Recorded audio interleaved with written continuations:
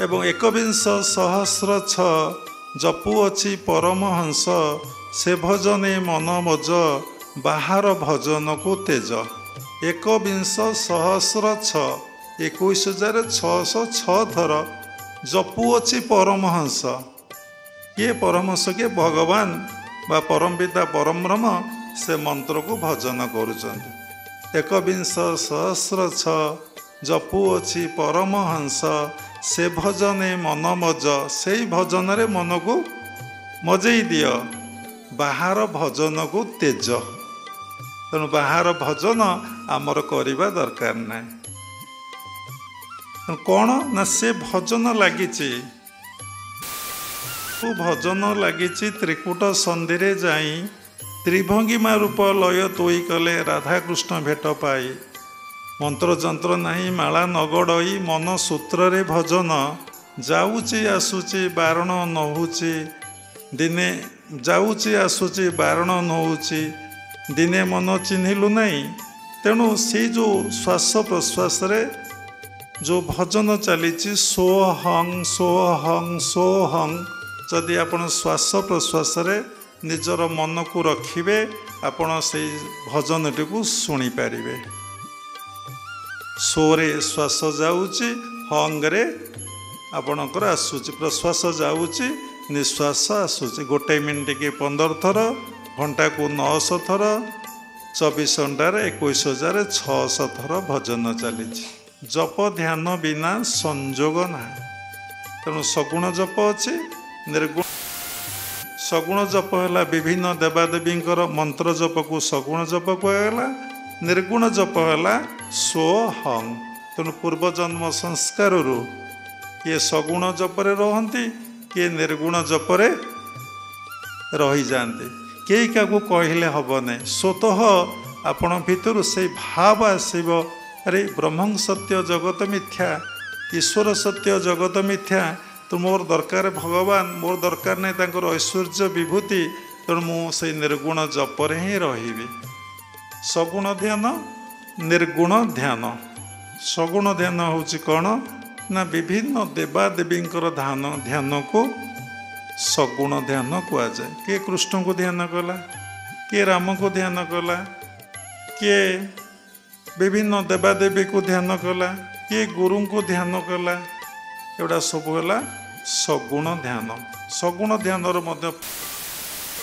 किंतु जो माने मुख्या बेला से जो माने ईश्वर को ही चाहते से माने निर्गुण ध्यान करने को भल पाते। अच्छा निर्गुण ध्यान पुणी केमिति मन रे प्रश्न उठिबो।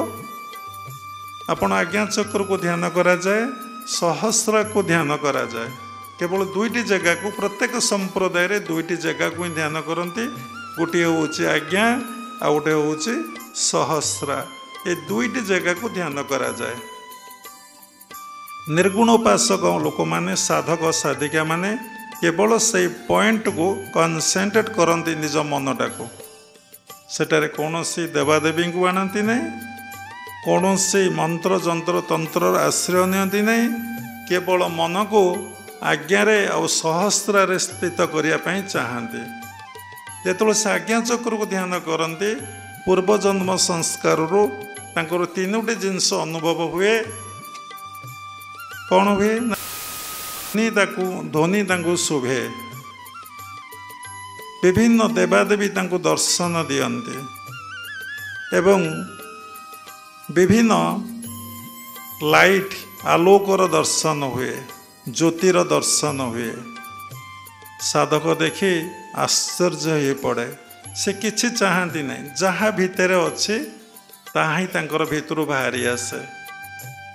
प्रकृत निर्गुण जप निर्गुण उपासक लोक माने आज्ञा चक्र को ध्यान करती नहीं से माने सहस्रा को ध्यान करती। कौन ध्यान करती सेठी ना कौन सी देवादेवी को से ध्यान करती ना केवल से सहस्र दल पद्म को ही ध्यान करती। तेणु सब बड़े विवेकानंद स्पीच रे कहते उठ जाग्रत हुआ हे अमृतर संतान गण तुम्हें अमृत पान करने आसी विषपान कहीं करुच। तुम्हें तो दिने आसीच दिने जीव जेते दिन अच्छ विष पीले कौन हुए लोक भितर जला हुए, कष्ट हुए, दुख लगे, अशांति लगे, कष्ट लगे। जेतबेले से अमृत पान करे ताको आनंद लगे, ता भितरे प्रेम भावटा देखा दिए। अमृत अर्थ कौन? न मूर्त इति अमृत। जहाँ को पान कले लोक आउ मरे नाई। तेणु ये आम जाना कौन पान कले लोक मरब ना? अमृत। से अमृतटा कौन? आपण भितरे जो श्वास प्रश्वास ताकू जदि आपण पान करेंगे, केमिति पान करेंगे से कथा तत्वगुरु आपन को बतईदेवे। जदि आपण पीबे से अमृत को आपण कौन हेबे? अमर हो।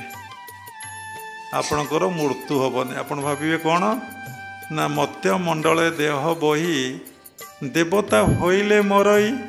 तेणु आपण मत्यमंडल जी जन्म हम देवता हेले मरिब। पुणी गोटे कथा अच्छी भागवत नुहे, जस्य कीर्ति स जीवित। जेपर्यंत मनुष्यर कीर्ति अच्छी से पर्यंत से अमर हो जाए। तेणु साधना करी करी आपण भगवान हो जाती।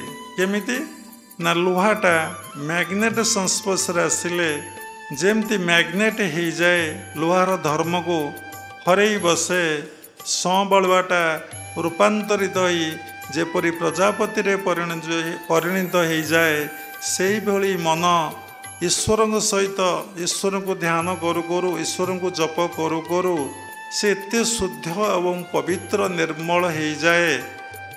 एवं मन जो शुद्ध पवित्र निर्मल हो जाए से भगवान हो जाए। जहाँ भितर कौन सी अविद्या देश अभिनिवेश नहीं जा मनरे।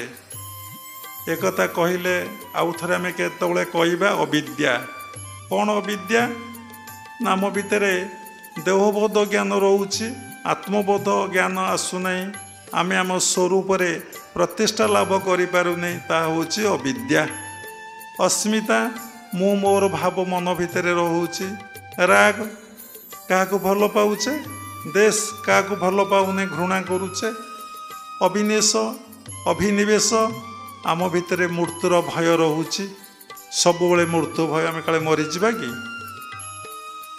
सबुबले भय। डायबिटीज टिके भोग देले ना ना मोर सुगार बढ़ी भय। कौन भय ना काले बढ़ी? समस्त जन को आक्षेप कर बाबा केतबले कहूना समस्त कथा जी पाखे शरण पशि से निआरे पशि। एमती देखु गोटे छोट कथा कही बंद करवा। प्रहलाद को तांको पिता हिरण्यकश्यप केते दुख केते जंत्रणा केते कष्ट देइचंती आपण पुराण पढ़ी जानी थे। कौन कराई ना तेल कुंडे पकई दिखाई।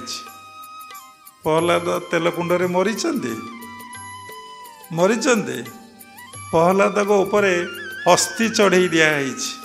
प्रहलादर मृत्यु होइछे। प्रहलाद को अनेक विषधर सर्प दंशन करिचंदे। प्रहलादर मृत्यु होइछे। प्रहलाद को समुद्र रे फिंगी दिया जाइछे, सेतरे मृत्यु होइछे। मीरा केते विषपान करिकी हजम करदेले तांकर मृत्यु हैला कि? तेणु भगवान भक्त को रक्षा करते। किए भक्त ना तांको निकट जे निजको समर्पण करिछे, तांको जे मन प्राण आ सबु समय रे तांको जे स्मरण करुचे, जप करुचे, ध्यान करुचे आ सबुरी भितरे तांको जे देखुचे से होचे भक्त। ताको भगवान प्रत्येक समय रे रक्षा करते। प्रत्येक समय रे जमी माँ छुआ को शिशु अवस्था जमी रक्षणाबेक्षण करते, ताठू अधिक भाव में परमपिता परम ब्रह्म एते कोमल एते दयालु एते भक्ताधीन से समस्त जी भक्त ताको से भाव में रक्षा करथांती। से कहते मोर भक्त मोर मित्र, मोर भक्त हूँ मोर मित्र, से करे जगत ପବିତ୍ର ସେ ଜଗତକୁ କ'ଣ କରେ ନା ପବିତ୍ର କରିଦିଏ ତା ସାଧନା ଦ୍ୱାରା ତା କଥା ଦ୍ୱାରା ଏବଂ ଭଗବାନଙ୍କର ପୂଜା ଉପାସନା ଦ୍ୱାରା ସେ ଜଗତକୁ ପବିତ୍ର କରିଦିଏ। ତେଣୁ ଆମେ କିଭଳି ଭାବରେ ଭଗବାନଙ୍କୁ ଭଲ ପାଇବା, ଭଗବାନ ସମର୍ପଣ କରିବା ଏବଂ ତାଙ୍କର ନାମକୁ କେମିତି ଜପ ଆଉ ଧ୍ୟାନ କରିବା ଆଉ ଜୀବନକୁ କିଭଳି ଭାବରେ ଅତିବାହିତ କରିବା, ସେଥିପାଇଁ ସତ୍ସଙ୍ଗର ଆଶ୍ରୟ ନେବା,